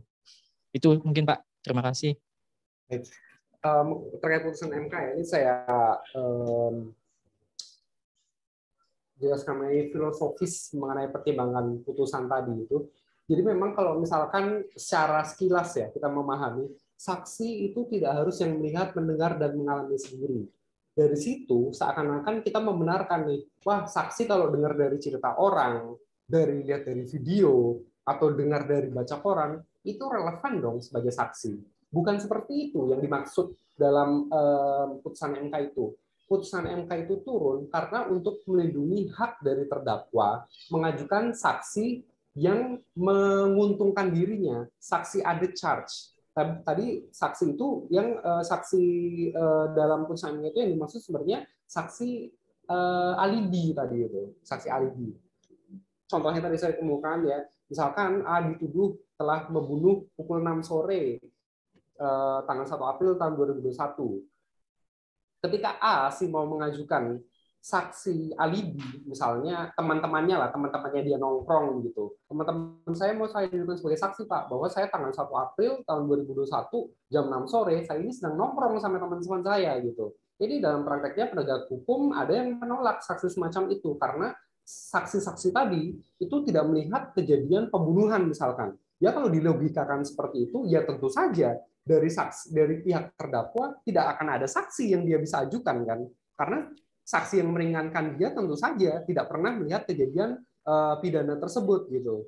Makanya turunnya putusan MK ini dia tetap tidak merubah ketentuan dalam KUHP bahwa saksi itu yang tidak boleh saksi testimonium de audito itu bukan sebagai saksi, tapi yang dimaksud itu adalah saksi alibi, Pak. Demikian yang bisa saya jelaskan mengenai konkretnya dalam kejadian nyatanya ya, misalkan tadi itu, misalkan ini saya tidak tahu ya, belum pernah menangani saksi mengenai perkara pemilu. Jadi kalau misalnya dalam kasus konkretnya saya belum ada pandangan, tapi misalkan tadi saksi yang saya kasih contoh tadi A, B, C, A itu mendengar teriakan, B melihat si terdakwa melarikan diri misalkan, C melihat korban itu terluka. Kalau misalkan dihubungkan dengan 185 tadi mengenai keterangan saksi, A, B, C ini sama sekali tidak melihat terdakwa telah melukai si korban kan, sama sekali tidak ada yang melihat saksi tersebut. Tapi karena saksi-saksi tersebut ada hubungannya, ada relevansinya dengan perkara, walaupun tidak melihat langsung secara langsung peristiwa pidana, ketiga saksi A, B, C tersebut bisa dikonstruksikan menjadi petunjuk begitu. Mungkin itu sih yang saya bisa ilustrasikan, Pak.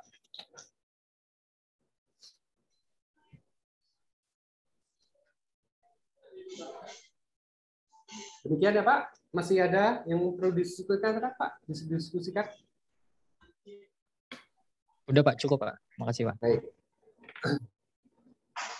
Lanjut tadi mengenai penyertaan ya, yang saudara pertanyaan ketiga mengenai pernyataan itu kan dileming istilahnya, turut serta, pelaku turut serta membantu lakukan, membujuk dan seterusnya itu kan.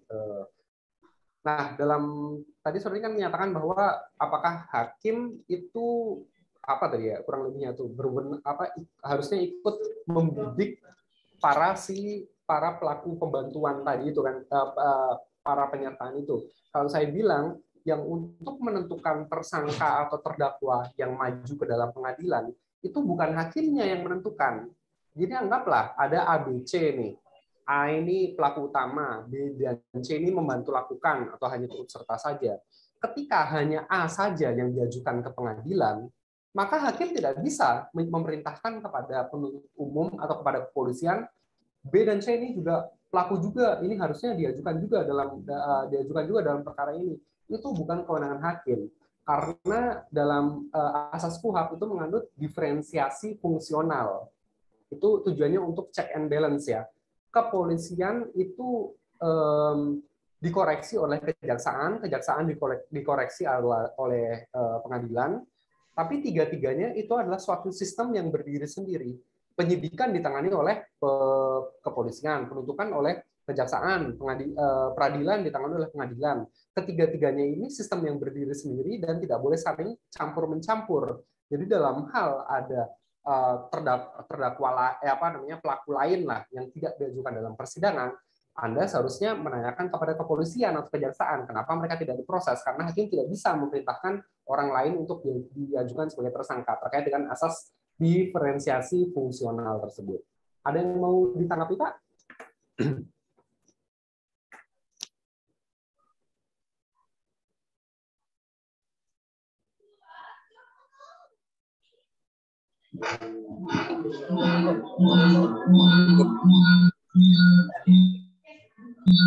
Ini, Pak. Baik, dari Samarinda. Apakah ingin menanggapi? Apakah cukup?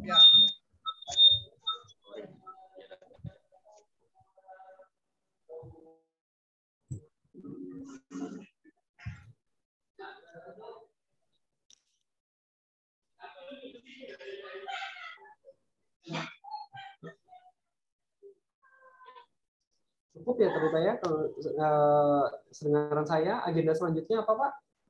Masih lanjut atau diakhiri atau agenda lain? Mengingat masih ada waktu, sepertinya kita tambah lagi satu pertanyaan. Baik. Saya persilakan.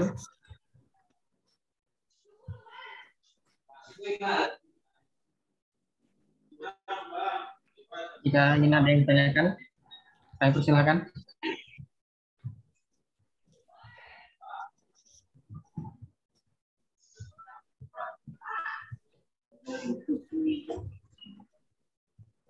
Baik, sepertinya sudah cukup. Baik. Saya ucapkan terima kasih atas penyampaian materi dan sesi tanya jawab. Kemudian kami persilakan kepada Bapak Nur Hamid untuk menutup agenda kita. Pada beliau, persilakan. Bismillahirrahmanirrahim. Assalamualaikum warahmatullahi wabarakatuh. Terima kasih atas waktunya. Tadi saya diberi amanah sama Pak Kor BP Kaltim, Ebit Marwi, untuk menutup acara ini dengan tidak mengasaminkan rasa hormat kami kepada pimpinan dan teman-teman kabupaten kota di Kaltim dan di luar Kaltim.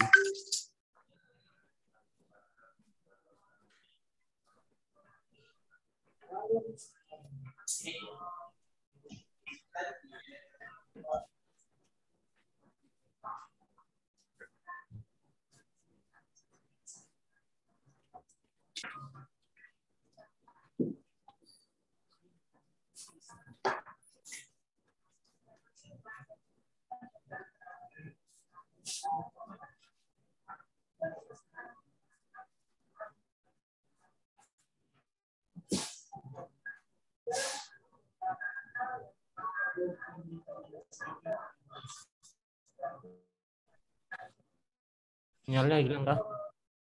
Hamid. Iya.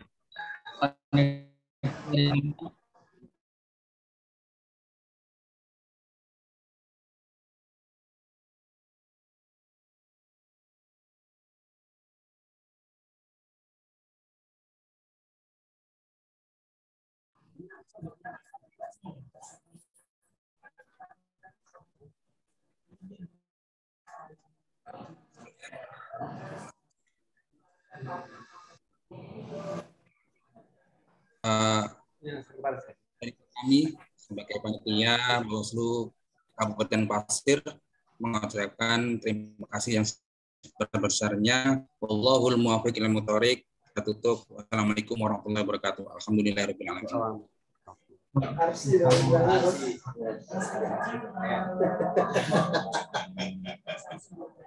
Iya.